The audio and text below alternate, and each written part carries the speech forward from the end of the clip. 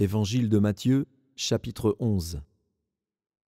Lorsque Jésus eut achevé de donner ses instructions à ses 12 disciples, il partit de là pour enseigner et prêcher dans les villes du pays.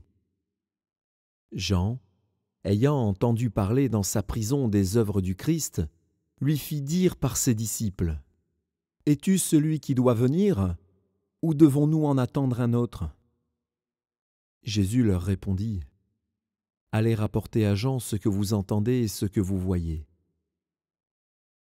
Les aveugles voient, les boiteux marchent, les lépreux sont purifiés, les sourds entendent, les morts ressuscitent, et la bonne nouvelle est annoncée aux pauvres. Heureux celui pour qui je ne serai pas une occasion de chute. » Comme il s'en allait, Jésus se mit à dire à la foule au sujet de Jean : « Qu'êtes-vous allés voir au désert ? Un roseau agité par le vent ? Mais qu'êtes-vous allés voir ? Un homme vêtu d'habits précieux ? Voici, ceux qui portent des habits précieux sont dans les maisons des rois. Qu'êtes-vous donc allés voir ? Un prophète ? Oui, vous dis-je, et plus qu'un prophète, car c'est celui dont il est écrit : « Voici, j'envoie mon messager devant ta face, pour préparer ton chemin devant toi. » Je vous le dis en vérité, parmi ceux qui sont nés de femmes, il n'en a point paru de plus grand que Jean-Baptiste. Cependant, le plus petit dans le royaume des cieux est plus grand que lui. Depuis le temps de Jean-Baptiste jusqu'à présent, le royaume des cieux est forcé, et ce sont les violents qui s'en emparent. Car tous les prophètes et la loi ont prophétisé jusqu'à Jean. Et, si vous voulez le comprendre, c'est lui qui est l'Élie qui devait venir. Que celui qui a des oreilles pour entendre, entende. À qui comparerai-je cette génération ? Elle ressemble à des enfants assis sur des places publiques et qui, s'adressant à d'autres enfants, disent : « Nous vous avons joué de la flûte et vous n'avez pas dansé.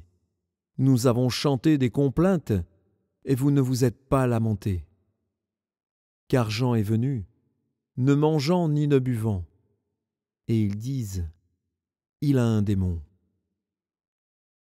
Le Fils de l'homme est venu, mangeant et buvant, et ils disent : c'est un mangeur et un buveur, un ami des publicains et des gens de mauvaise vie. Mais la sagesse a été justifiée par ses œuvres. » Alors il se mit à faire des reproches aux villes dans lesquelles avaient eu lieu la plupart de ces miracles, parce qu'elles ne s'étaient pas repenties. Malheur à toi, Chorazin! Malheur à toi, Bethsaïda! Car, si les miracles qui ont été faits au milieu de vous avaient été faits dans Tyr et dans Sidon, il y a longtemps qu'elles se seraient repenties, en prenant le sac et la cendre. C'est pourquoi je vous le dis, au jour du jugement, Tyr et Sidon seront traités moins rigoureusement que vous. Et toi, Capernaum, seras-tu élevé jusqu'au ciel ? Non, tu seras abaissé jusqu'au séjour des morts. Car, si les miracles qui ont été faits au milieu de toi avaient été faits dans Sodome, elles subsisteraient encore aujourd'hui.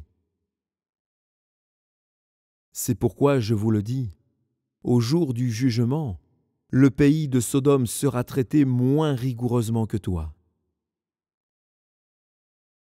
En ce temps-là, Jésus prit la parole et dit : « Je te loue, Père, Seigneur du ciel et de la terre, de ce que tu as caché ces choses aux sages et aux intelligents, et de ce que tu les as révélées aux enfants. Oui, Père, je te loue de ce que tu l'as voulu ainsi. Toutes choses m'ont été données par mon Père, et personne ne connaît le Fils. Si ce n'est le Père, personne non plus ne connaît le Père. Si ce n'est le Fils, et celui à qui le Fils veut le révéler. Venez à moi, vous tous qui êtes fatigués et chargés, et je vous donnerai du repos.